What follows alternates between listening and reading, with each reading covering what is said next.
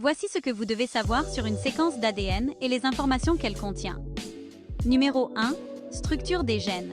La séquence d'ADN révèle la structure du gène, y compris les exons, qui sont les régions codantes, et les introns, les régions non codantes. Cela permet de comprendre comment le gène est transcrit et traduit en protéines. Numéro 2. Codage des protéines. La séquence détermine la séquence d'acides aminés spécifiques de la protéine que le gène code. Les protéines sont les molécules fonctionnelles qui effectuent diverses tâches dans la cellule, et leur structure et leurs fonctions sont directement influencées par la séquence d'ADN. Numéro 3. Éléments régulateurs. Les séquences d'ADN comprennent des éléments régulateurs tels que les promoteurs, les amplificateurs et les inactivateurs. Régions d'ADN capables de fixer des protéines pour diminuer la transcription d'un gène. Ces éléments contrôlent quand, où et en quelle quantité le gène est exprimé, ce qui est crucial pour le bon fonctionnement des cellules et de l'organisme dans son ensemble. Numéro 4. Mutations et variants. En analysant la séquence d'ADN, les scientifiques peuvent identifier les mutations ou les variants génétiques qui peuvent affecter la fonction du gène. Certaines mutations peuvent entraîner des maladies ou des caractères altérés, tandis que d'autres peuvent être bénéfiques ou neutres. Numéro 5. Expression des gènes.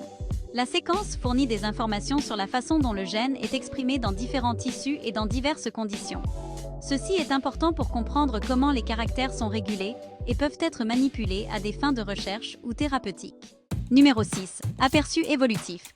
La comparaison des séquences d'ADN de gènes entre différentes espèces peut fournir des informations sur les relations évolutives et la façon dont certains caractères ont évolué au fil du temps.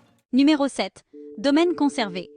La séquence d'ADN peut aider à identifier les domaines conservés au sein de la protéine. Ce sont des régions qui sont restées relativement inchangées tout au long de l'évolution et qui sont souvent essentielles à la fonction de la protéine. Numéro 8. Prédiction des interactions protéine-protéine. La séquence peut être utilisée pour prédire comment la protéine interagit avec d'autres protéines.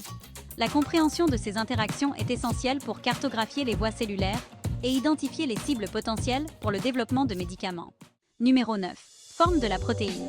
La séquence d'ADN permet de prédire la structure tridimensionnelle ou 3D de la protéine. La forme d'une protéine est cruciale pour sa fonction, car elle détermine la façon dont la protéine interagit avec d'autres molécules. Numéro 10. Modification post-transcriptionnelle. La séquence peut fournir des informations sur les modifications post-transcriptionnelles potentielles, ou MPT, telles que la phosphorylation, la glycosylation, l'ubiquitination et la S-nitrosylation de protéines. Les MPT peuvent modifier considérablement la fonction, la localisation et la stabilité des protéines. Numéro 11. Méthylation de l'ADN. La séquence d'ADN peut également révéler des sites de méthylation de l'ADN, une modification épigénétique qui peut réguler l'expression des gènes sans altérer la séquence d'ADN sous-jacente. Les schémas de méthylation peuvent influencer les caractères et sont importants dans des processus tels que le développement et la maladie. Ces aspects supplémentaires fournissent des informations encore plus approfondies sur la façon dont les gènes contrôlent les caractères et comment ils peuvent être manipulés pour diverses applications dans la recherche, la médecine et la biotechnologie.